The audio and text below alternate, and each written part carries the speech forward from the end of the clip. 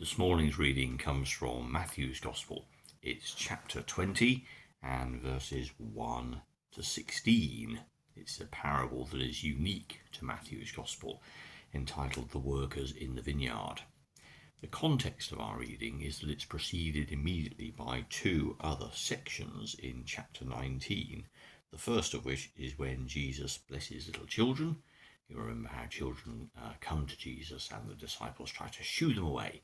And Jesus says, well, don't do that, because the kingdom of heaven belongs to such as these. And then we have a parable that we find like that one in Mark and in Luke, the rich young man who comes to Jesus, saying that he's done all the right things. And Jesus says, well, there's just one other thing you need to do, and that's get rid of all your riches and follow me. And he goes away sad. And Jesus says, of course, it's very hard for people who have great riches to enter the kingdom of heaven. So we get two sort of aspects of the kingdom of heaven, that it's for those with open-mindedness who can be joyful and sing and dance and accept new things with joy. And the other thing, of course, is it's for people who aren't burdened by cares and responsibilities or put their focus elsewhere other than on people and life. So, the workers in the vineyard, which is a unique parable in Matthew's Gospel. The kingdom of heaven, Jesus says, is like this. Once there was a man who went out early in the morning to hire some men to work in his vineyard. He agreed to pay them the regular wage, a silver coin a day, and sent them to work in his vineyard.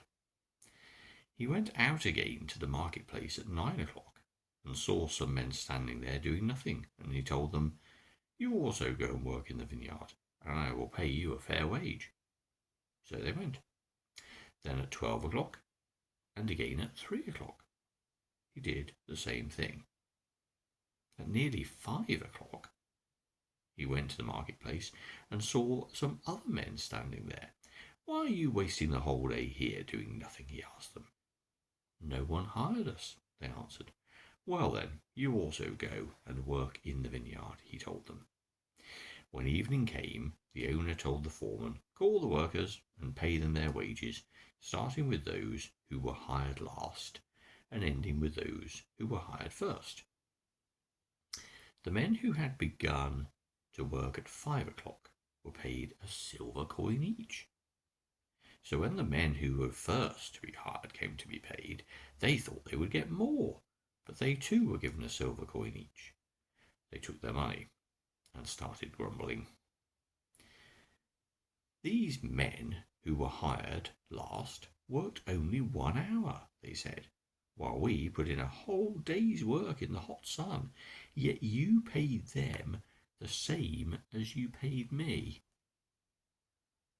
"Listen, friend," the owner answered one of them, "I have not cheated you. After all, you agreed to do a day's work for 1 silver coin. Now take your pay and go home. I want to give this man who was hired last as much as I have given you. Don't I have the right to do as I wish with my own money? Or are you jealous because I am generous?" And Jesus concluded, "So those who are last will be first, and those who are first will be last." That final verse about first and last seems from the commentators to be rather clumsy and kind of a link with the idea about the rich young man, the story we've just heard. But it's a marvellous parable, isn't it? And it's one, and I say that because it still resonates with us today.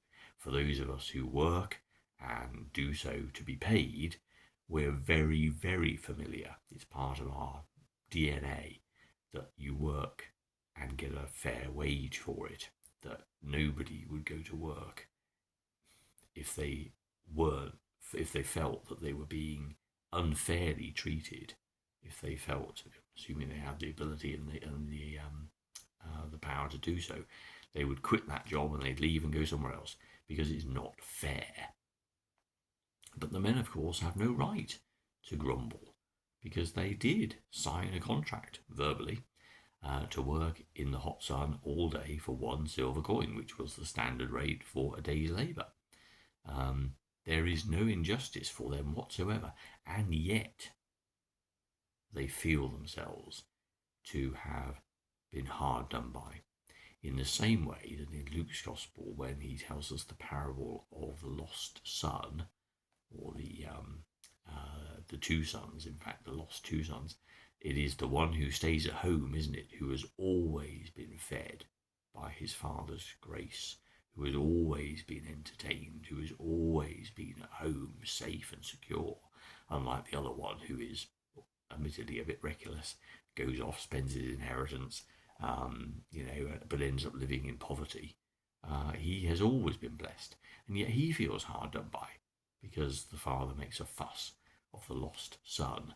And so when the owner of the vineyard makes a fuss of the one who only worked an hour, the others grumble and are disappointed because they don't think it's fair. And both stories tell us the same thing, that we have our reaction, but God is God. And God's grace comes to people either early in their lives, when they've done very little to be forgiven for, or it might come late in life, when they've got lots to be forgiven for, and have done lots of straying and achieved very little work for the kingdom of heaven, or in their proclamation of God's love in the world. That's what God does. God loves all people. So when the owner of the vineyard goes into the marketplace and finds people still idle, still not employed, still not enfolded in that community of care and extravagant giving and sustaining, God says, come on board. He doesn't say, you missed the boat, so you're too late, you should have been here earlier. And he brings them all in, and God's love is the same for everyone. Doesn't matter how long or how short you feel your relationship has been with God. And this is a stinging lesson because, as I say, all of us are familiar with the idea of a fair wage.